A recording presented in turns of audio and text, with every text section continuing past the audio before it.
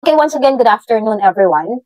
So, to top with our lesson in ethics, we will now be discussing about module number 2 with the title Business Ethics and Code of Ethics.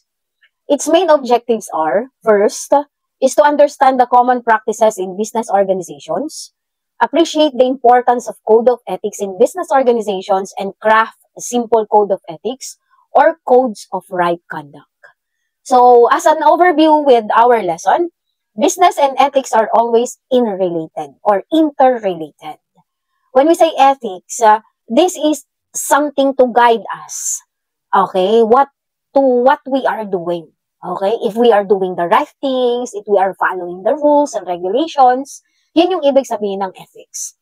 And in the conduct of our businesses, we need to follow the ethical standards of the company. So, meaning to say, ethics is derived from the Greek word ethikos, which means having to do with character, and Latin word for ethos means mos or mores. That is why we know ethics as a moral science or moral philosophy. And it refers to the theory of morality of right conduct. Now, alamin natin, what are the business ethics? What are the different definitions of business ethics? First one, business ethics is the study of what is right and wrong on human behavior and conduct in business. Number two, business ethics is the study of perceptions of people about morality and moral norms, moral rules and ethical principles as they apply to peoples and institutions in business. Business ethics is the study, evaluation, analysis, and questioning of ethical standards, policies, moral norms, and ethical theories that managers and decision makers use in solving moral issues and ethical dilemmas affecting the business. Okay guys, now let us see what are the different types of business ethics. So there are actually 6, 7, and 8 types of business ethics. First off is what we call personal responsibilities. When we say personal responsibilities, this refers to the personal beliefs of an individual, and every individual has a certain firm beliefs on certain matters such as honesty, okay, avoiding criminal act, obedience to elders, willing to perform on the accept duties, and then promptly settling the dues, ethics. Yun yung tinatawag nating personal responsibility. Meaning to say, we ourselves we have our own personal responsibilities wherein certain matters is very important sa atin. No? Kagaya na lang ng pagiging honest. Kagaya lang ng pag-avoid na makapag-commit ng mga criminal act, pagsunod at paggalang sa mga nakakatanda. Okay? Those are personal ethics. Number 2, yung tinatawag nating official responsibility.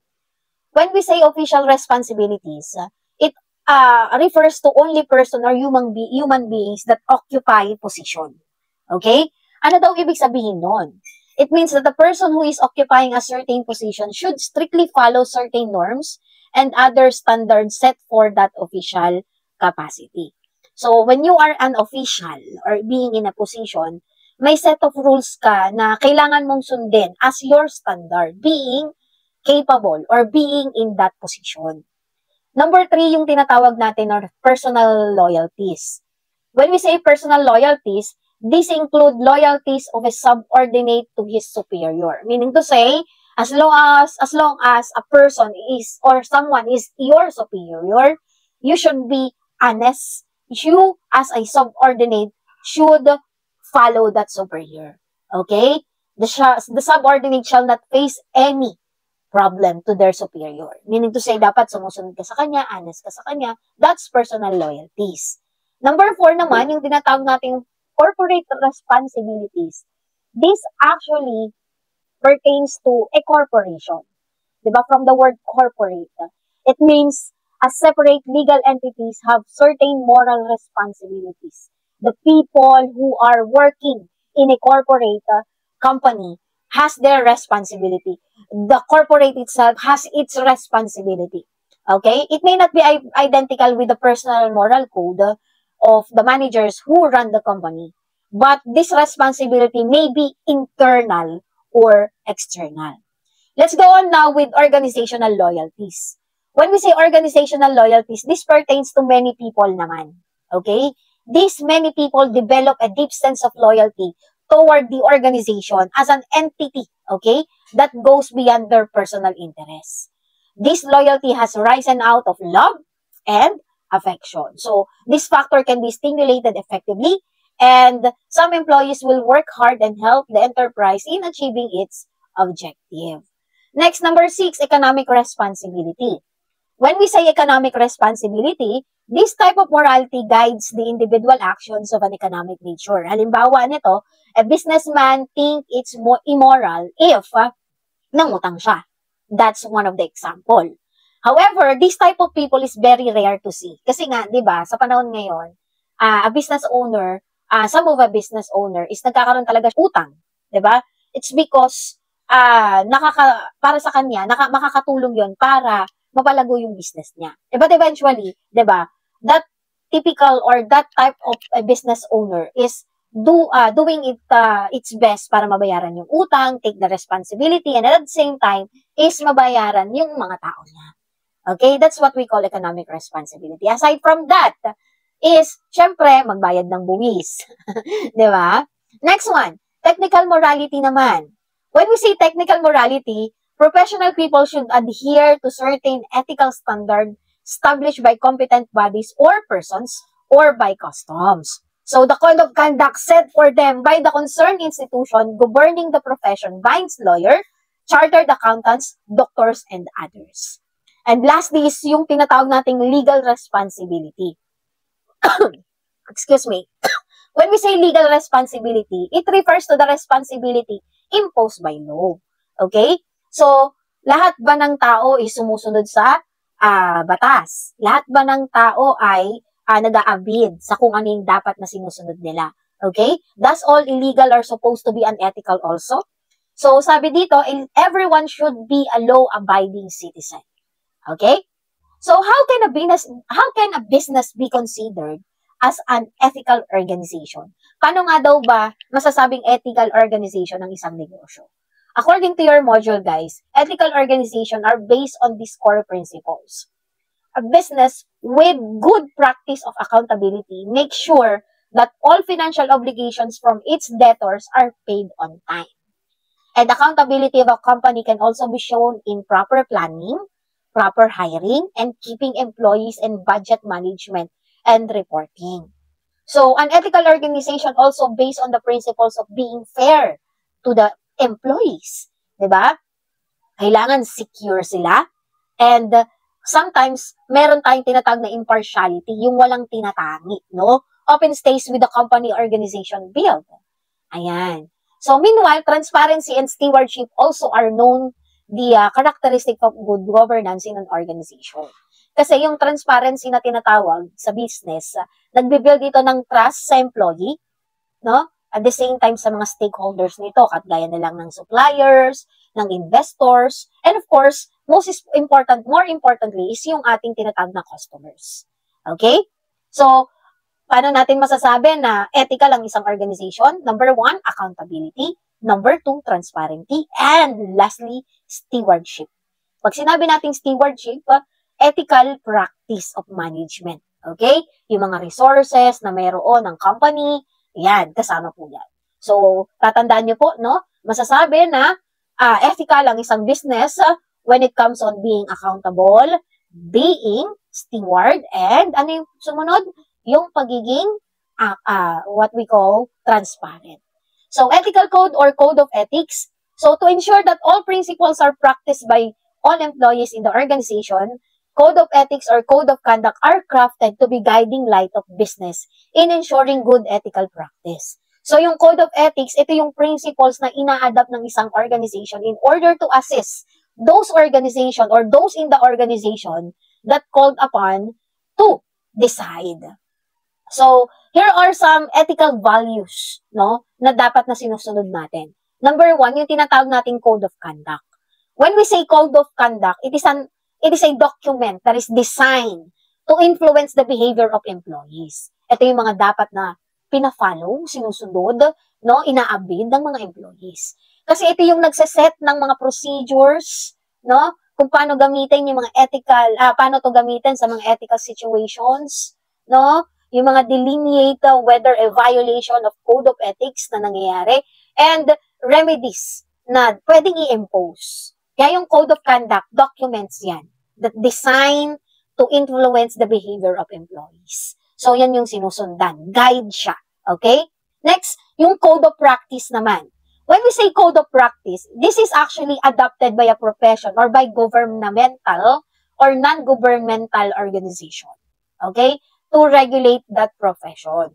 So, ang style niyan is like a code of professional responsibility, which will discuss difficult issues, difficult decisions that will often need to be made and provide a clear account of what behavior is considered ethical or correct or right in the circumstances. So, code of ethics. What is code of ethics? We have code of conduct, code of practice. Now we have the code of ethics. So, when we say code of ethics, it is not written solely for the purpose of doing ethical business practice. Kasi ito ina-apply na, pina-practice. Saan siya ginagawa? Whether sa business, sa school, sa government, kahit yung mga professional groups ina-apply or ini-imply din nila itong code of ethics. Okay? So, there is code of ethics for teachers, di ba? Meron din sa mga accountants, sa engineers, sa lawyers, sa doctors, nurses, and other professionals. No? Bakit kailangan ng code of ethics? Because in order to ensure that they are following the same ethical standard in their professional practice. Okay? So that is why each individual needs ethics to live in a disciplined manner. Okay? Bakit daw? Because of significance of ethics in day-to-day living, some are put into law.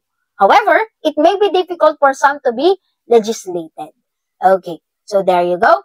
Now, here are the following guidelines, no, on how are we going to follow this code of conduct, code of ethics, and, of course, code of practice. Okay? So, self-imposed moral guidelines po ang tawag dito. Okay, number 1, regulatory and scientific affairs. Ano ang mga involved dito? Pinoprovide kasi nito, guys, yung mga linkage with the institution and attached agencies. Kagaya na lamang ng Department of Health, no? Food and Drug Administration, DOH and FDA. Diba? Next one, non-commissioned officer. Okay?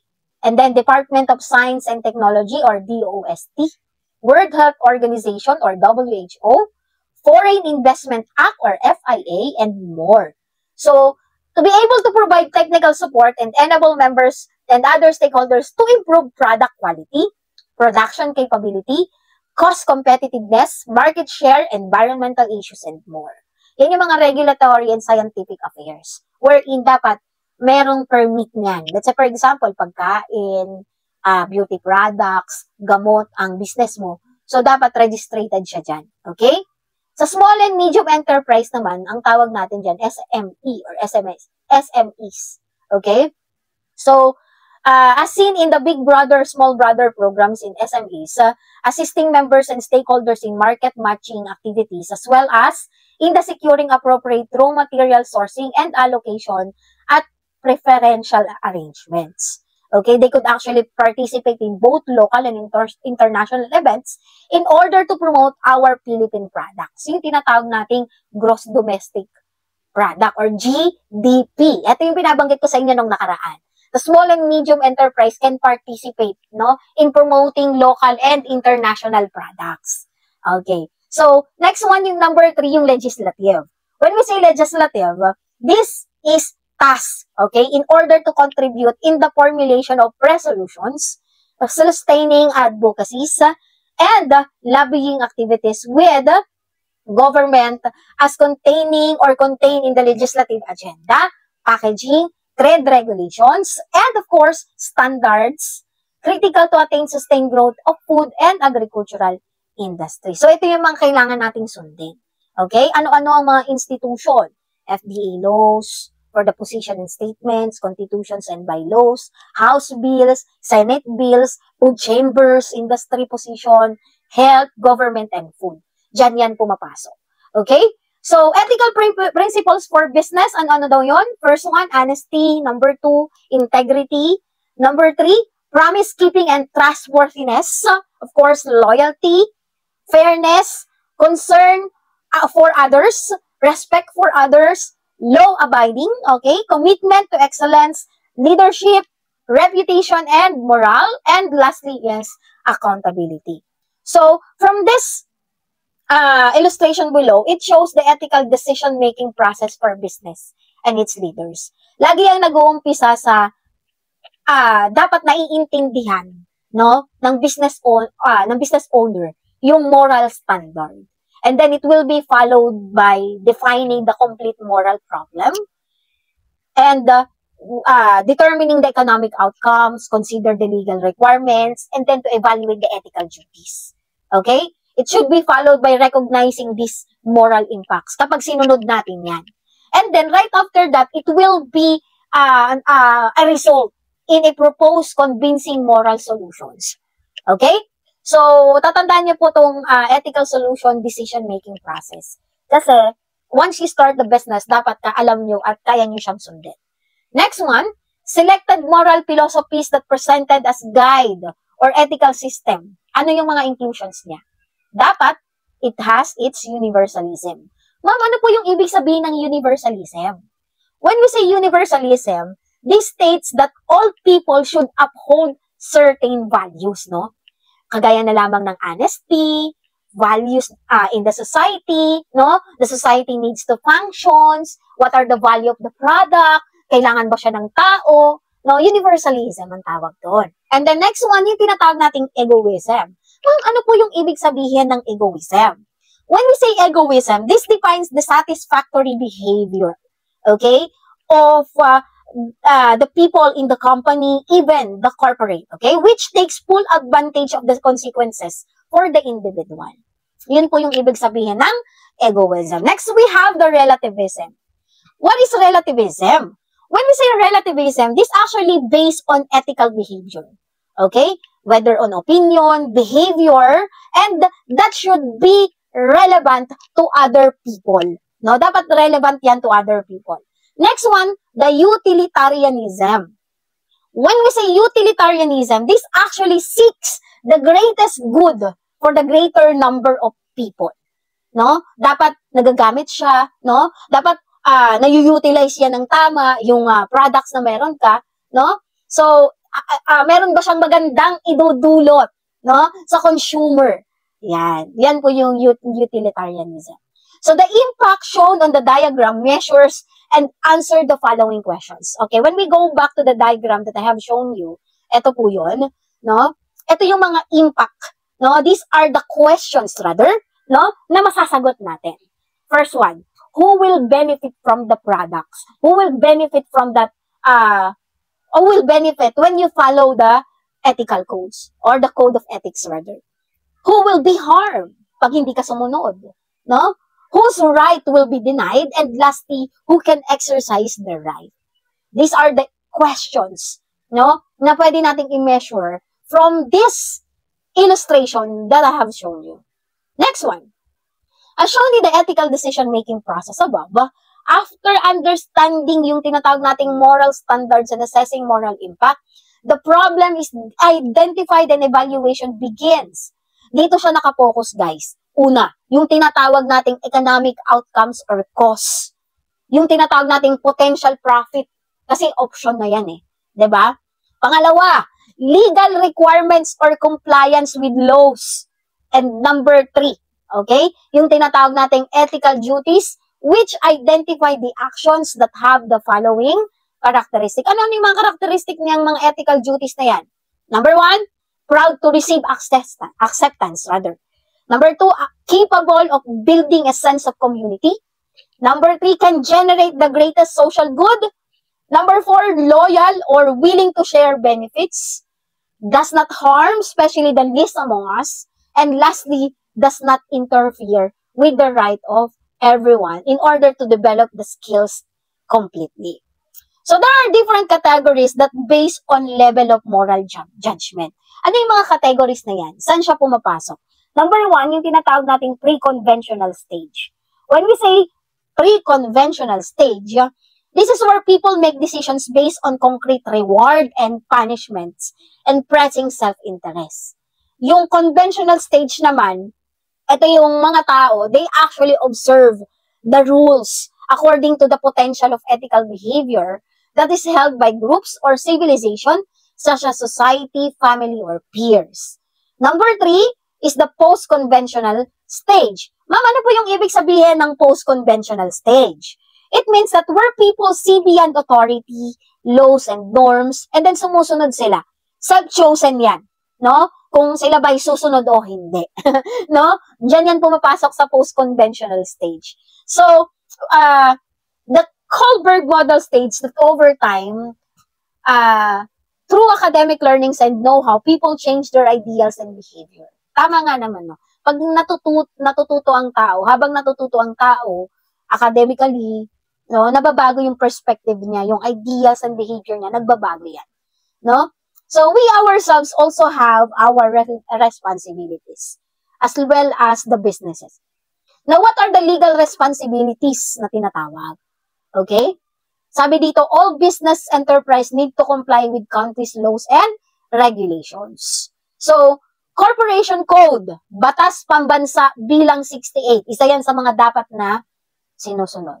Number 2, Consumer Act of the Philippines or RA 7894. Minimum wage law. Yan, dapat sinusunod yan. Yung tamang pagpapasahod, no? Minimum wage. Next, Migrant Workers and Overseas Filipino Act of 1995 or RA 8042. Environmental legislation. Ano yung mga inclusion ng environmental legislation? Number 1, Presidential Decree or PD 1586, which established an environmental impact statement system. The RA 6969, which is concerned with the Toxic Substance and Hazardous and Nuclear Waste Control Act of 1990.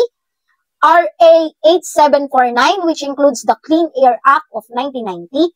RA 9003, which concern with Philippine Ecological Solid Waste Management Act of 2000, the RA 9725, which looks at the Clean Water Act of 2004, RA 9512, which gives the permission for the Environmental Awareness and Education Act of 2008.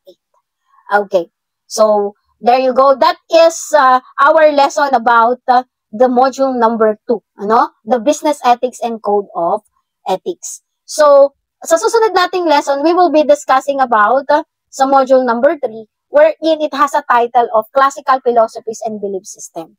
So, for now, you just have to watch this full video of our lesson so that you can have your notes, no? And at the same time, you can also have an idea on how to answer the activity 1, activity 2, and activity 3 in our module number 2. So there you go. That will be our lesson. Thank you so much for participating in our lesson today and have a nice day, everyone. See you on our next lesson.